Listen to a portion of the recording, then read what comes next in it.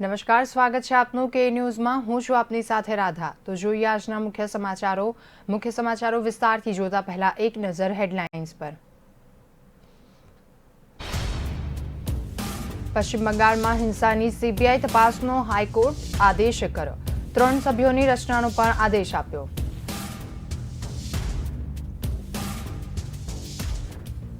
અફઘાનિસ્તાનમાં આઝાદીની રેલી પર તાલિબાનો ત્રાટક્યા, અનેકના મોત।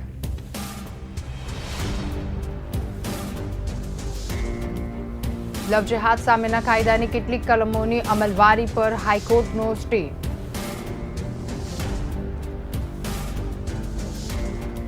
પાકમાં શિયા મુસ્લિમોના જુલુસ પર ગ્રેનેડ હુમલો, 3ના મોત, 60 લોકો ઘાયલ।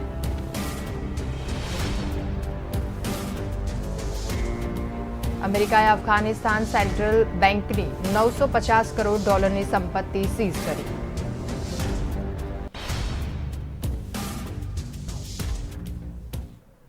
તો હવે જોઈએ સમાચારો વિસ્તારથી। પશ્ચિમ બંગાળમાં વિધાનસભા ચૂંટણી પછીની હિંસા મુદ્દે મમતા સરકારને ગુરુવારે ફટકો પહોંચ્યો હતો।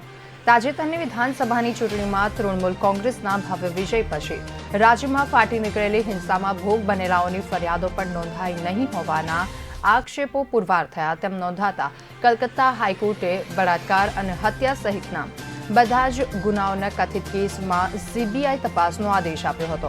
વધુમાં ચૂંટણી પછી કથિત હિંસાના બધા જ કેસોની સ્વતંત્ર તપાસ માટે થયેલી એક પીઆઈએલની સુનાવણીમાં 5 જજોની બેન્ચે સર્વાનુમતે એસટીઆઈટીને તપાસને આદેશ આપ્યો છે। બંગાળની ચૂંટણી પછી હિંસાના મુદ્દે કલકત્તા હાઈકોર્ટે રાષ્ટ્રીય માનવ અધિકાર પંચ પેનલની બધી જ ભલામણો પણ સ્વીકારી લીધી છે। વધુમાં કલકત્તા હાઈકોર્ટ દ્વારા નિયુક્ત 3 સભ્યોની પશ્ચિમ બંગાળ કેડરના આઈપીએસ અધિકારીઓ સુમિન બાલા, સૌમેન મિત્રા, રણવીર કુમારનો સમાવેશ થાય છે। તો આ હિંસા દરમિયાન લૂંટ, આગજની તોડફોડ, હુમલા અને અન્ય કેસોની પણ તપાસ કરાશે। કાર્યવાહક મુખ્ય ન્યાયાધીશ રાજેશ બિંદલના નેતૃત્વમાં 5 સભ્યોની બેન્ચે કહ્યું કે બંને તપાસ અદાલતના નિરીક્ષણ હેઠળ થશે। બેન્ચે સીબીઆઈને આગામી 6 સપ્તાહમાં તપાસ રિપોર્ટ રજૂ કરવા જણાવ્યું। તો આ સાથે જ અદાલતે રાજ્ય સરકારને હિંસા પીડિતોને કોઈ પણ વિલંબ વિના વળતર આપવાનો પણ નિર્દેશ આપ્યો છે। વળતરની રકમ સીધી જ પીડિતોના બેંક ખાતામાં જમા કરવા જણાવ્યું છે। તો 3 ઓગસ્ટે હાઈકોર્ટે હિંસા સંબંધિત જાહેર હિતની અરજીઓ પર તેનો ચુકાદો અનામત રાખ્યો હતો। 5 જજોની બેન્ચમાં કાર્યકારી મુખ્ય ન્યાયાધીશ રાજેશ બિંદલ ઉપરાંત ન્યાયાધીશો આઈપી મુખર્જી, હરીશ ટંડન, સૌમેન સેન, સુભદ્રાનો સમાવેશ થાય છે। તો બેન્ચના ચુકાદોમાં કહેવાયું છે કે હત્યા, બળાત્કાર, શંકાસ્પદ મોત સહિત અન્ય ગંભીર બાબતોની તપાસ સીબીઆઈ કરશે, જ્યારે અપેક્ષાકૃત ઓછા મહત્વપૂર્ણ કેસોની તપાસ એસઆઈટી કરશે। અમેરિકાએ અફઘાનિસ્તાનમાંથી વિદાય લેવાની જાહેરાત કરતા કેટલાક સપ્તાહમાં જ તાલિબાનીઓએ સમગ્ર અફઘાનિસ્તાન પર કબજો જમાવી લીધો હતો, પરંતુ તેના શાસન સામે સતત બીજા દિવસે નાગરિકોમાં રોષ ભભૂકી ઉઠ્યો છે। બ્રિટિશ રાજના શાસનમાંથી મુક્તિ માટે આઝાદી દિનની ઉજવણી વખતે તાલિબાનોનો વિરોધ કરતા અનેક નાગરિકો અફઘાનિસ્તાનનો ધ્વજ લઈ રેલી કાઢતા તાલિબાનોને તેમના પર હુમલો કરતા અનેક લોકોના મોત નીપજ્યા હતા। તો બીજી બાજુ તાલિબાનોએ સ્પષ્ટ કહી દીધું છે કે અફઘાનિસ્તાનમાં કોઈ પણ લોકતાંત્રિક વ્યવસ્થા લાગુ નહીં થાય, અહીં માત્ર શરિયાનો કાયદો ચાલશે। તાલિબાનોના શાસનનો ઇનકાર કરતા અફઘાન દેખાવકારોએ સતત બીજા દિવસે રાષ્ટ્રીય ધ્વજ લહેરાવી તાલિબાનોને પડકાર ફેંક્યો છે। જો કે બ્રિટિશ શાસનમાંથી મુક્ત થવા બદલ ઉજવાતા આઝાદી દિનની ઉજવણી સમયે કાબુલમાં અનેક નાગરિકોએ અફઘાન રાષ્ટ્રધ્વજ ફરકાવતા રેલી કાઢી હતી। પરિણામે કોઈની સામે બદલો નહીં લેવાની જાહેરાત કરનારા તાલિબાનીઓએ રેલી પર આંધાધૂંધ ગોળીબાર કરતા અન્ય લોકો માર્યા ગયા હતા। કેટલાક સપ્તાહમાં કોઈ પણ વિરોધ વિના આખા દેશ પર કબજો કરનારા તાલિબાનીઓ સામે હવે નાગરિકોએ બળવો પુકાર્યો છે અને ઠેર ઠેર દેખાવો શરૂ કર્યા છે। તાલિબાનોનું ક્રૂર શાસન મહિલાઓને સ્વતંત્રતા અને માનવ અધિકારીઓ તથા દેશના વિકાસના 2 કાયદા પ્રયાસોનું ધોવાણ કરી નાખશે તેવા ભયથી તાલિબાનીઓના વિરોધમાં કાબુલ એરપોર્ટ નજીક લોકોએ અફઘાનિસ્તાનનો રાષ્ટ્રધ્વજ ફરકાવ્યો હતો। તો વધુમાં નાના નહર પ્રાંતમાં પણ દેખાવો શરૂ કર્યા છે અને પરિણામે તાલિબાનોના બંદૂકની અણીએ લોકોનો બળવો દબાવવા માટે પ્રયાસો શરૂ કર્યા છે। ખુશ પ્રાંતમાં હિંસક દેખાવો પછી તાલિબાનીઓએ 24 કલાકનો કર્ફ્યુ લાદી દીધો। તો કુર્નાલ પ્રાંતમાં પણ દેખાવકારો રસ્તા પર ઉતરી આવ્યા હતા। જલાલાબાદમાં બુધવારે દેખાવકારોએ તાલિબાનોનો ધ્વજ ઉતારી અને રાષ્ટ્રીય ધ્વજ ફરકાવી દીધો, તો બીજી બાજુ અફઘાનિસ્તાનમાં તાલિબાનનો કબજો જમાવી શક્યા નથી તેવા નોર્ધન અલાયન્સના બેનર હેઠળ તાલિબાનોના શાસન સામે વિરોધ પક્ષો શસ્ત્ર અભિયાન હાથ ધરવા એકઠા છે. લવ જેહાદ રોકવાના કાયદા તરીકે ઓળખાતા ગુજરાત ધર્મ સ્વતંત્રતા અધિનિયમના સુધારાની 8 કલમોની અમલવારી પર ગુજરાત હાઈકોર્ટે વચગાળાનો સ્ટે ફરમાવ્યો છે, જેથી હવે છેતરપિંડી, લાલચ કે બળજબરી વિના પરસ્પર સહમતિથી તથા આંતરધર્મીય લગ્ન પર આ કાયદાની જોગવાઈઓ લાગુ નહીં પડે. સુધારાને પડકારનારા અરજદાર અને રાજ્ય સરકારની પ્રાથમિક દલીલો સાંભળ્યા પછી ચીફ જસ્ટિસ વિક્રમનાથ અને જસ્ટિસ બિરેન વૈષ્ણવની ખંડપીઠે વચગાળાનો આદેશ આપ્યો છે કે કોર્ટમાં આ અરજી પેન્ડિંગ છે, તો આ દરમિયાન સુધારાઓની કેટલીક જોગવાઈઓની અમલવારી પર સ્ટે આપવામાં આવ્યો છે. છેતરપિંડી, લાલચ કે બળજબરી વિના થતા આંતરધર્મીય લગ્નો પર જોગવાઈ લાગુ નહીં પડે. આવા લગ્નો ગેરકાયદેસર ધર્માંતરણ માટે થાય છે તેવું કહી શકાય નહીં. હાઈકોર્ટની ખંડપીઠે કહ્યું હતું કે આંતરધર્મીય લગ્ન કરનાર લોકોને બિનજરૂરી હેરાનગતિથી રક્ષણ આપવા માટે વચગાળાનો આદેશ કરવામાં આવે છે. અમારો અભિપ્રાય છે કે આ કેસની સુનાવણી ચાલી રહી છે ત્યાં સુધી 8 કલમોની અમલવારી ન કરવામાં આવે. રાજી ખુશીથી થતા આંતરધર્મીય લગ્ન પર આ જોગવાઈઓ લાગુ નહીં પડે. છેતરપિંડી, લાલચ કે બળજબરી વિના થતા આંતરધર્મીય લગ્ન પર જોગવાઈઓ લાગુ નહીં પડે, જેથી સરકાર તરફથી એડવોકેટ જનરલ કમલ ત્રિવેદીએ કોર્ટ પાસેથી સ્પષ્ટતાની માંગણી કરતા કહ્યું હતું કે લગ્ન બાદ બળજબરીથી ધર્માંતરણ થાય તો શું કરવું, જેથી હાઈકોર્ટે કહ્યું કે તે કિસ્સામાં બળજબરી, લાલચ કે છેતરપિંડીનું તત્વ હોવું જોઈએ. તેના વગર રાજ્ય સરકાર કોઈ પણ કાર્યવાહી નહીં કરે. કોર્ટમાં આદેશ કહેવા માંગે છે. કાયદાઓના નિષ્ણાંતના કહેવા પ્રમાણે સ્ટેનો મતલબ એવો છે કે માત્ર આંતરધર્મીય લગ્નની ફરિયાદના આધારે પોલીસ ફરિયાદ નહીં નોંધાઈ શકે.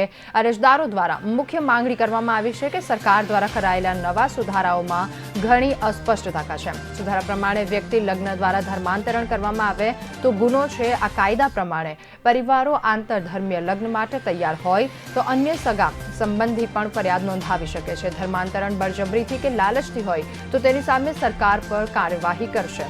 પરંતુ લગ્નના કારણે ધર્માંતરણ થાય તો સરકાર તેને કેવી રીતે ગુનો ગણી શકે? આપણે જાણીએ છીએ કે આપણા સમાજમાં આંતરધર્મીય લગ્ન ક્યારેય શાંતિપૂર્વક થયા નથી, તેથી આવા લગ્ન અંગે કોઈ પણ ફરિયાદ નોંધાવે તો ગુનો નોંધાઈ જાય છે.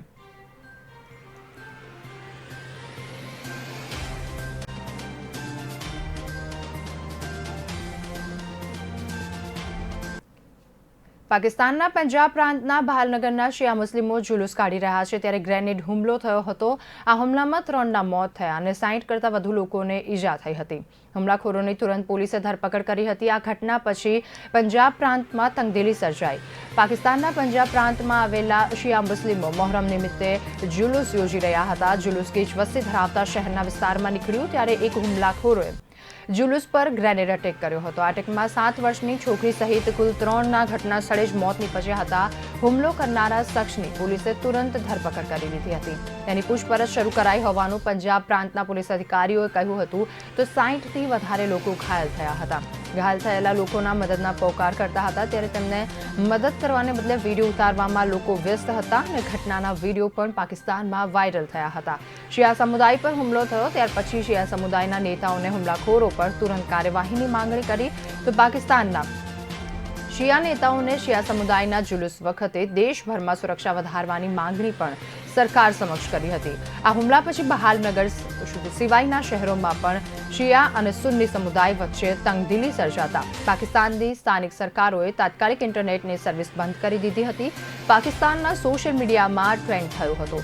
લોકોએ આ સમુદાયની તરફેણમાં પોસ્ટ મૂકી હતી અને દેશભરમાં શિયા સમુદાયના લોકો સંગઠિત થઈ આવી ઘટનાઓને સોશિયલ મીડિયામાં ટીકા કરી. જોકે કરાંચી, હૈદરાબાદ, ક્વેટા, સુખપુર જેવા શહેરોમાં તંગદિલીનો માહોલ સર્જાયો હોવાથી આખરે ઇન્ટરનેટ સર્વિસ જ બંધ કરી દેવામાં આવી હતી.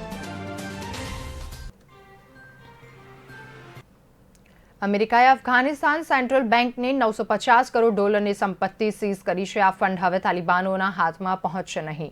ન્યૂયોર્ક ફેડરલ રિઝર્વ પાસે સલામત રહેશે. અમેરિકાના ટ્રેઝરી વિભાગના અધિકારીએ જણાવ્યું હતું કે અફઘાનિસ્તાન સેન્ટ્રલ બેંકની $950 કરોડ સંપત્તિ ન્યૂયોર્ક ફેડરલ રિઝર્વ બેંક પાસે સલામત છે. એ સંપત્તિ હાલ પૂરતી સીઝ કરવામાં આવી છે. તાલિબાનીઓના હાથમાં દેશની સંપત્તિ ન પહોંચી જાય તેના માટે આ નિર્ણય લેવામાં આવ્યો છે.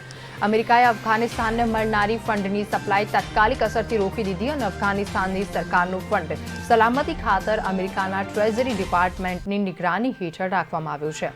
અમેરિકાના તાલિબાનીઓ ઉપર પ્રતિબંધ મૂક્યો હોવાથી અમેરિકામાં અફઘાનિસ્તાન સરકારની જે પણ સંપત્તિ કે મિલકતો હશે તેને એક્સેસ તાલિબાનીઓને મળશે નહીં. તો અગાઉ અફઘાનિસ્તાન સેન્ટ્રલ બેંકના વડા અજમલ અહેમદીએ ટ્વીટ કરી અને એવી માહિતી આપી હતી કે કદાચ અમેરિકામાં પડેલી અફઘાનિસ્તાન સરકારની મિલકત હવે હાલ પૂરતી અટકી જશે. ડોલરની શિપમેન્ટ અમેરિકા રોકી દેશે અને તાલિબાનના હાથમાંથી ન ચડે તેના માટેના પ્રયાસો શરૂ થયા છે. કારણ કે અમેરિકા નથી ઈચ્છતું કે કોઈ પણ રીતે અફઘાનિસ્તાનની સંપત્તિ તાલિબાનના હાથમાં આવી જાય.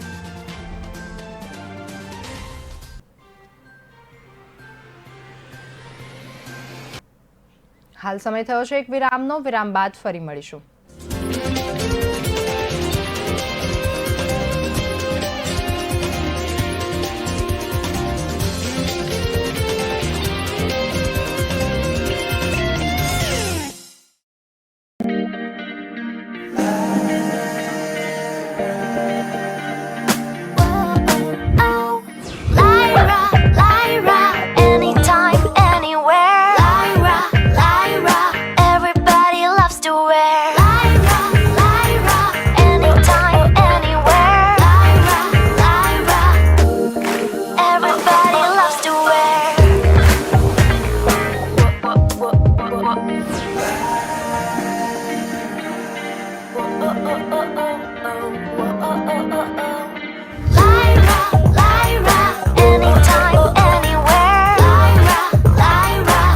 My life, my Lyra.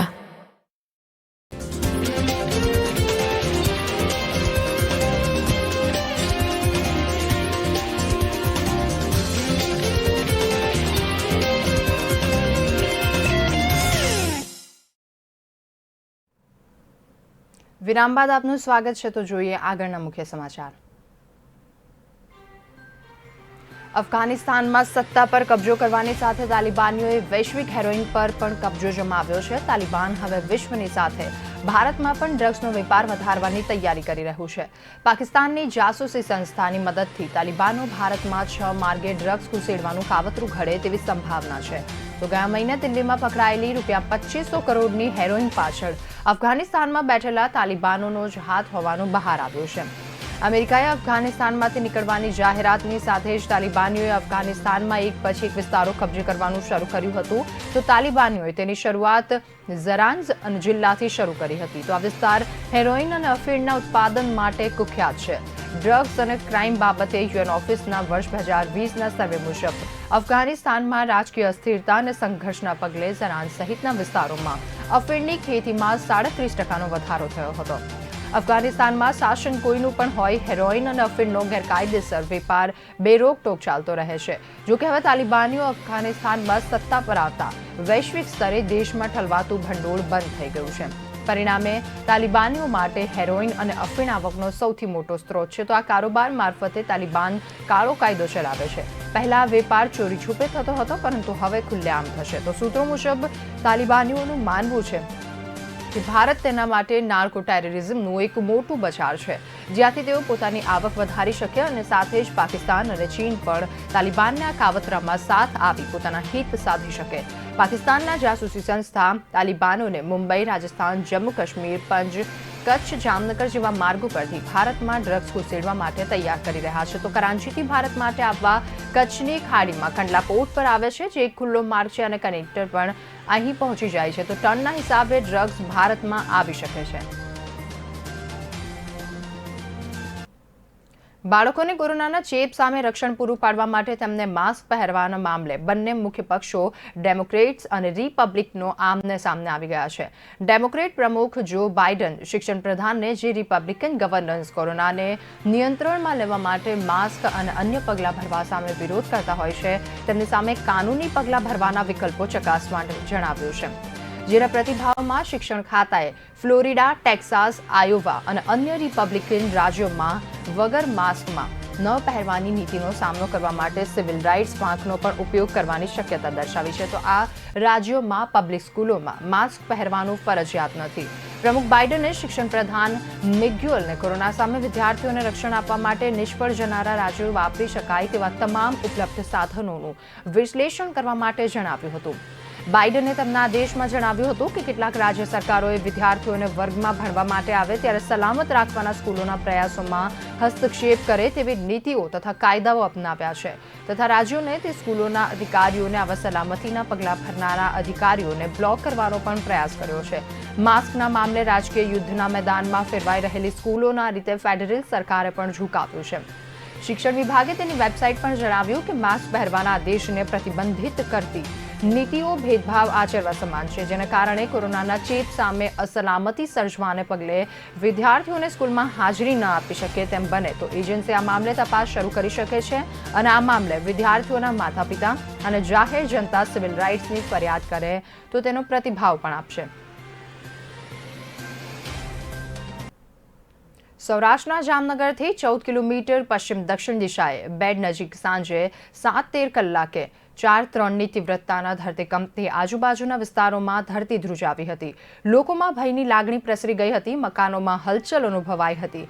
બારી બારણા ખખડ્યા અને લોકો ઘરની બહાર નીકળી ગયા તો કચ્છના રાપરમાં ગત તારીખ 4 ઓગસ્ટે 4ની તીવ્રતાનો ભૂકંપ પખવાડિયામાં જ સૌરાષ્ટ્રમાં બીજો ભૂકંપ નોંધાયો છે. નેશનલ સેન્ટર ફોર સિમ્સોલોજી અને ઇન્સ્ટિટ્યૂટ ઓફ સિમોલોજીના રિસર્ચ એક સરકારની બંને સંસ્થામાં આ ભૂકંપ નોંધાયો હતો. 22.39 અક્ષાંશ અને 69.95 રેખાંશ પર જમીનની 10 કિલોમીટર ઊંડાઈએ કેન્દ્રબિંદુ ધરાવે છે. તો આ ભૂકંપની ભૂતળમાં અસરના મેપ છેક રાજકોટ, કચ્છ, પોરબંદર અને દક્ષિણે વેરાવળ સુધી જણાવાઈ રહ્યા છે. આ ઉપરાંત ઉનાથી 21 કિલોમીટરના અંતરે આજે 1:48 કલાકે 2.2ની હળવો ધરતીકંપ નોંધાયો હતો. તો આ પહેલા જ ઉનામાં 17 મેના રોજ 4.5ની તીવ્રતાનો ભૂકંપ નોંધાયો હતો.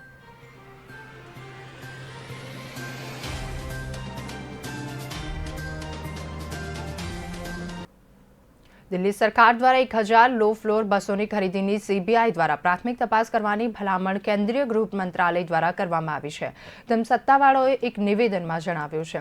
આ ઘટનાક્રમ અંગે પ્રતિક્રિયા આપતા દિલ્હી સરકાર બસની ખરીદીમાં ભ્રષ્ટાચાર થયો હોવાનું આરોપોને ફગાવી દીધા છે અને જણાવ્યું છે કે ભાજપના નેતૃત્વવાળી કેન્દ્ર સરકાર સીબીઆઈ દ્વારા હેરાન કરવા માંગે છે. તો ઉલ્લેખનીય છે કે ચાલુ વર્ષે માર્ચમાં ભાજપ દિલ્હી વિધાનસભામાં દિલ્હી ટ્રાન્સપોર્ટ કોર્પોરેશન દ્વારા બસ ખરીદવાના એન્યુઅલ મેન્ટેનન્સ કોન્ટ્રાક્ટમાં ભ્રષ્ટાચાર આચરવામાં આવ્યો હોવાનો આક્ષેપ મૂક્યો છે. તો દિલ્હીના ઉપરાજ્યપાલ લેફ્ટનન્ટ ગવર્નર અનિલ બૈજલે આ ભ્રષ્ટાચારની તપાસ કરવા માટે 3 સભ્યોની સમિતિની રચના કરી અને આ સમિતિએ આ ખરીદી રદ કરવાની ભલામણ કરી હતી. ઉપરાજ્યપાલે મુખ્ય કેન્દ્રીય ગૃહ મંત્રાલયને અંતિમ નિર્ણય લેવા માટે જણાવ્યું હતું. તો 16 ઓગસ્ટે કેન્દ્રીય ગૃહ મંત્રાલયે 16 ઓગસ્ટે દિલ્હી સરકારને સીબીઆઈ તપાસ અંગેની જાણ પણ કરી હતી. આ સંદર્ભમાં કેન્દ્રીય ગૃહ મંત્રાલયના એડિશનલ સેક્રેટરી ગોવિંદ મોહન દ્વારા દિલ્હીના મુખ્ય સચિવ વિજય દેવને પત્ર લખવામાં આવ્યો હતો. કેન્દ્રીય ગૃહ મંત્રાલય દ્વારા લખવામાં આવેલા પત્રમાં જણાવવામાં આવ્યું હતું કે દિલ્હી સરકાર દ્વારા 1000 બસો ખરીદવાના સંબંધમાં આ પત્ર લખાઈ રહ્યો છે. કેન્દ્રીય ગૃહ મંત્રાલય દ્વારા આ કેસની તપાસ કરી અને તપાસના અંતે સીબીઆઈ દ્વારા પ્રાથમિક તપાસ કરાવવાનો પણ નિર્ણય લેવામાં આવ્યો છે.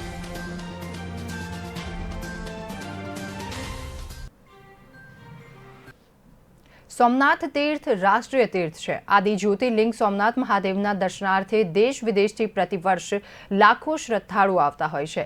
યાત્રી સુવિધાના મહત્વના પ્રોજેક્ટ સમુદ્ર દર્શન, પદ સોમનાથ એક્ઝિબિશન ગેલેરી, માતોશ્રી અહલ્યાબાઈ નિર્મિત જૂના સોમનાથ મંદિર નવનિર્મિત પરિસરમાં લોકાર્પણ ટ્રસ્ટના અધ્યક્ષ અને વડાપ્રધાન નરેન્દ્રભાઈ મોદીના હસ્તે કરવામાં આવશે. તેમજ નૂતન પાર્વતી મંદિરના શિલાન્યાસની વિધિ પણ કરાશે. સોમનાથ ખાતે પ્રસાદ યોજના અંતર્ગત 1.48 કિલોમીટર લાંબા સમુદ્ર દર્શન પથ બનાવવામાં આવ્યું છે. આ પ્રોજેક્ટનો મુખ્ય ઉદ્દેશ્ય તળિયાનું પાણી મંદિર તરફ આવતું અટકાવવું તેમજ મંદિરની દિવાલને રક્ષણ આપવાનો છે. 47.55 કરોડના ખર્ચે નવનિર્મિત વોકવે દ્વારા દરિયા બાજુ ટેટ્રાપોડ ગોઠવી દેવાય અને ધોવાણ અટકાવવામાં આવ્યું છે. સોમનાથ મંદિરના પરિસરમાં ડેવલપમેન્ટ બાંધકામનો ટોટલ એરિયા 1800 ચોરસ મીટર જેટલો થાય છે, જેમાં ગ્રાઉન્ડ ફ્લોર અને ફર્સ્ટ ફ્લોર એમ કુલ 2 માળ છે, જ્યાં ફર્સ્ટ ફ્લોર પર 2 વિશાળ હોલ બનાવવામાં આવ્યા છે. કોર્ટયાર્ડમાં માતાશ્રી અહલ્યાબાઈની પ્રતિમા સાથે માતૃશ્રી અહલ્યાબાઈને પણ યાદ કરવામાં આવ્યા છે. અલિયાબાઈ નિર્મિત જૂના સોમનાથ મંદિર પરિસરમાં નિર્માણ માટે 3.5 કરોડના ખર્ચ થયા છે તો પાર્વતી મંદિર સોમનાથ ખાતે મુખ્ય મંદિરના પ્રાંગણમાં શ્રી પાર્વતી મંદિરનું નિર્માણ થઈ રહ્યું છે.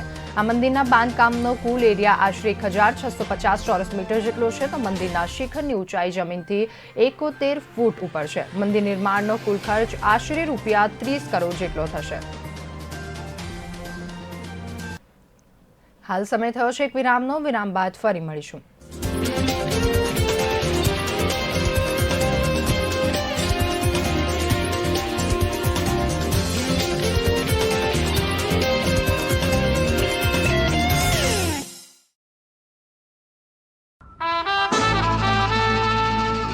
के रेडियो माहिती, मनोरंजन और मस्ती का ट्रायो.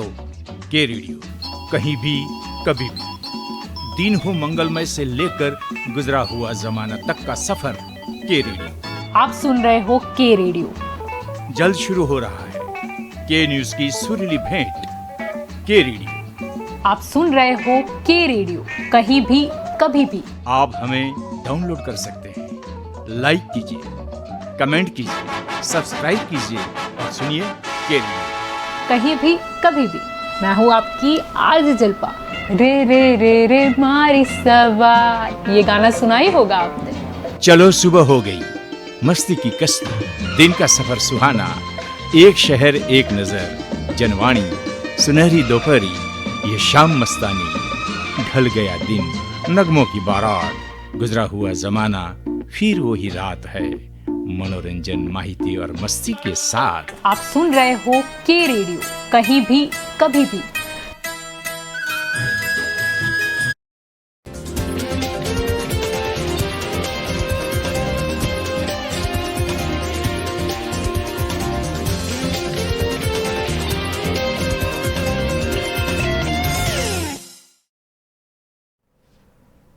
વિરામ બાદ આપનું સ્વાગત છે. તો જોઈએ આગળના મુખ્ય સમાચાર.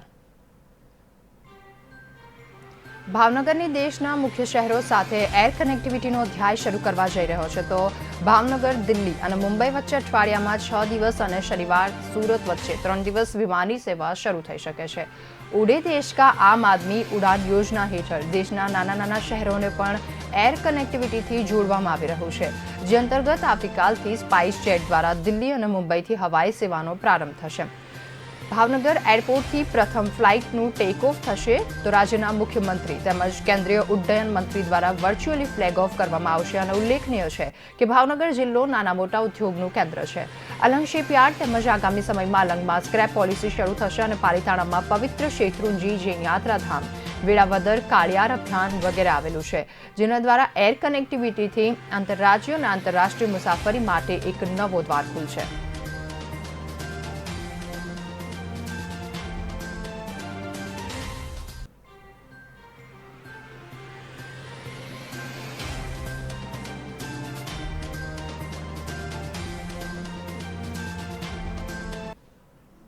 સંચાર સલામતીને જોખમમાં મૂકી સિમબોક્સની મદદથી ઇન્ટરનેશનલ કોલને લોકલ કોલમાં તબદીલ કરવાની છેતરપિંડી કરવાના રોકેટનો આણંદ એલસીબી પોલીસે પર્દાફાશ કર્યો છે.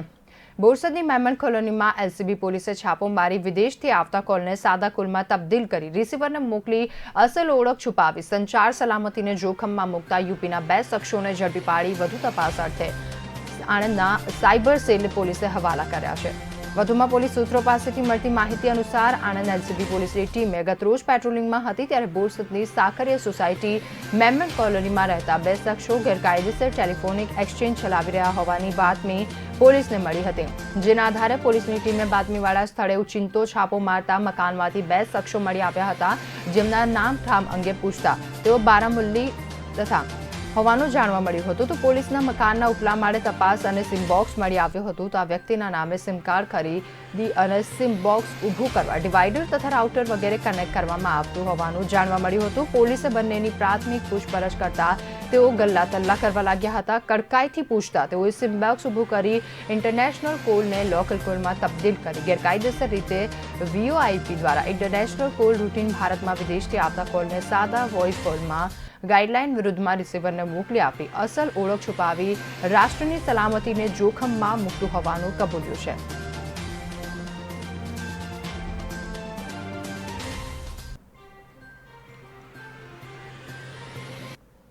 એન્ફોર્સમેન્ટ ડિરેક્ટરેટ એ સરકારી બેંકોના જૂથ સાથે 3,316 કરોડ રૂપિયાની છેતરપિંડી સાથે સંકળાયેલા મની લોન્ડરિંગ કેસમાં હૈદરાબાદ સ્થિત કંપનીના મેનેજિંગ ડિરેક્ટરની ધરપકડ કરાઈ છે. પૃથ્વી ઇન્ફોર્મેશન સોલ્યુશન લિમિટેડના મેનેજિંગ ડિરેક્ટર વિલ્લાપતિ સતીશકુમારની 12 ઓગસ્ટે ધરપકડ કરવામાં આવી હતી. તો સ્પેશિયલ પીએમએ એક કાયદા કંપનીના એમડીને 10 દિવસ માટે ઈડીની કસ્ટડીમાં મોકલી દીધો હતો. ઉલ્લેખનીય છે કે આ કેસમાં બીજી ધરપકડ કરવામાં આવી છે અને અગાઉ સતીશકુમારના બહેન વી હિમા બિંદુની પણ ધરપકડ કરાઈ હતી. તેઓ ટેલિકોમ ઉપકરણ મેન્યુફેક્ચરિંગ કંપની મેનેજિંગના ડિરેક્ટર હતા અને ઈડીએ આ મહિનાની શરૂઆતમાં કસ્ટડીમાં લીધા હતા. જો કે વી સતીશકુમારે દાવો કર્યો હતો કે તેઓએ એનપીને કોઈ સાથે સંબંધ નથી અને ઉલ્લેખનીય છે કે કંપનીની 40થી વધારે હાર્ડ ડિસ્ક તેમના ઘરેથી મળી આવી હતી અને 20 જુલાઈએ પાડવામાં આવેલ દરોડા દરમિયાન આ હાર્ડ ડિસ્ક જપ્ત કરવામાં આવી હતી. તો આ ડિજિટલ ડિવાઇસની ફોરેન્સિક તપાસમાં જાણવા મળ્યું હતું કે સતીશકુમાર બેનામી વ્યવહારોમાં સંકળાયેલો હતો. સીબીઆઈએ દાખલ કરેલી એફઆઈઆરને આધારે ઈડી દ્વારા મની લોન્ડરિંગનો કેસ દાખલ કરવામાં આવ્યો છે.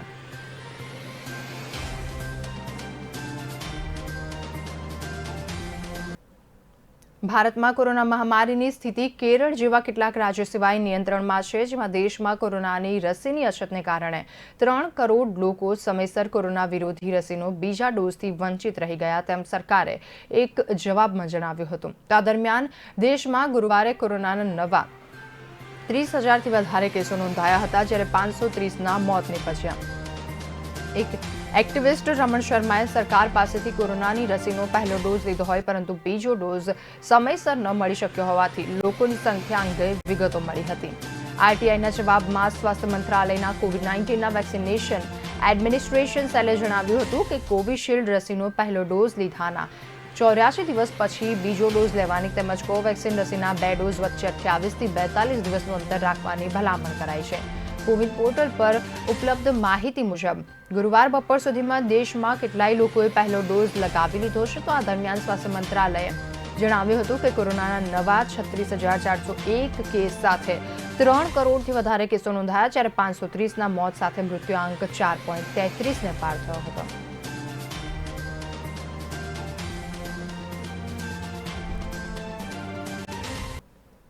રાજકોટમાં આવેલા નવનિયુક્ત કેન્દ્રીય આરોગ્ય મંત્રી મનસુખ માંડવિયાએ પાટીદાર સમાજ સાથે બંધારબારણે બેઠક યોજી અને પાટીદાર એટલે કે ભાજપ તેવું નિવેદન કરવા તે અંગે ખોડલધામના ચેરમેન નરેશ પટેલે મીડિયા સમક્ષ જણાવ્યું હતું. તેઓ નથી માનતા. પાટીદાર ભાજપમાં છે પરંતુ ઘણા કોંગ્રેસ અને આમ આદમી પાર્ટીમાં પણ છે. પાટીદાર સમાજના મનસુખભાઈ કેબિનેટની સ્થાન મેળવ્યું તે આવકાર્ય છે.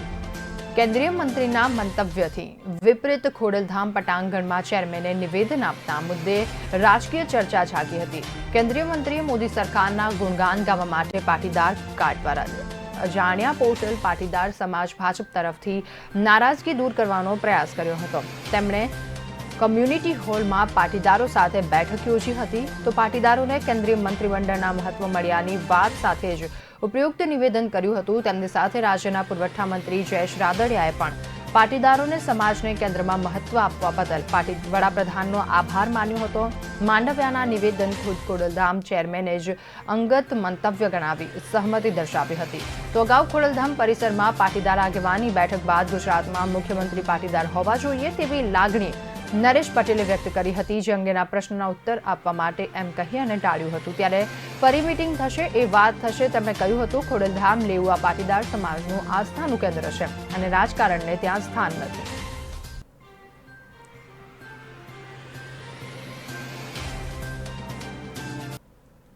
રાજકોટની સોની બજાર દેશભરમાં જાણીતી છે, પરંતુ ઇમિટેશન જ્વેલરી ક્ષેત્રે રાજકોટની બનાવટ દેશ વિદેશમાં વખણાય છે. 56 દેશમાં જેના વાવટા ફરકતા તે ઇમિટેશન જ્વેલરીના ઉદ્યોગને મરણતોલ ફટકો પડ્યો છે. કોરોના વાયરસની પ્રથમ વેવથી જ આ ઉદ્યોગ ક્ષેત્રને મોટું ગ્રહણ લાગ્યું હતું, પરંતુ બીજી વેવના કેસ ઘટ્યા હોવા છતાં ઉદ્યોગ બેઠો થયો નથી.